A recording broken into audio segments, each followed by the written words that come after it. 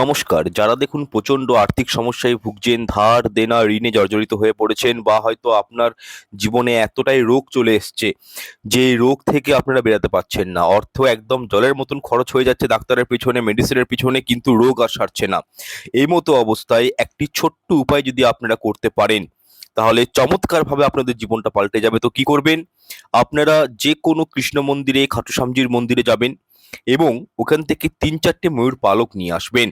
যে ময়ূর পালক সারসামকে দেওয়া হয় বা কৃষ্ণকে দেওয়া হয়, এই ময়ূর পালকগুলো নিয়ে এসে আপনারা আপনাদের বেডরুমে রেখে দিবেন উত্তর পূর্ব কোণ করে। ঠাকুর ঘরেও রাখতে পারেন। এর ফলে কি হয়? রাহু মজবুত হয়। এটি কিন্তু রাহুর একটি অমোঘ উপায় বলে দিলাম।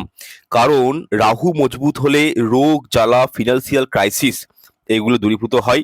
এবং অতি অবশ্যই আরেকটি কাজ হচ্ছে, যেটা হচ্ছে কি, প্রত্যেকটা সোমবার যদি পারেন, যারা রোগে ভুগছেন, এই শ্রাবণ মাস আসছে, ওই শ্রাবণের সোমবারগুলো তো হাতছাড়া করবেনই না। এবং তার সাথে প্রত্যেকটা সোমবার দিন আপনারা শিবলিঙ্গের অভিষেক করুন, কাঁচা দুধ, গোলমরিচ, বিল্লপত্র সহযোগে। এবং তার সাথে মহামৃত্যুঞ্জয় মন্ত্র পাঠ করুন, হনুমান চালিসা পাঠ করুন। এই কয়েকটা ছোট ছোট রেমেডি করে দেখুন, জীবনটা দেখবেন আপনাদের চমৎকার ভাবে পাল্টে যাবে। দেখুন, খাটু শ্যামজির মন্দিরে, শ্রী নারায়ণের মন্দিরে যে ময়ূর পালক থাকে, সেই ময়ূর পালকের মধ্যে অত্যাধিক পজিটিভ গুণ রয়েছে। ওই ময়ূর পালক ঘরে থাকলে শুধু আপনার রোগ জ্বালা, আর্থিক কষ্টকে দূর করবে তা কিন্তু নয়, আপনার গৃহের সমস্ত বাস্তু দোষকে দূর করবে। তাই উপায়টি করে দেখুন, চমৎকার রেজাল্ট পাবেন।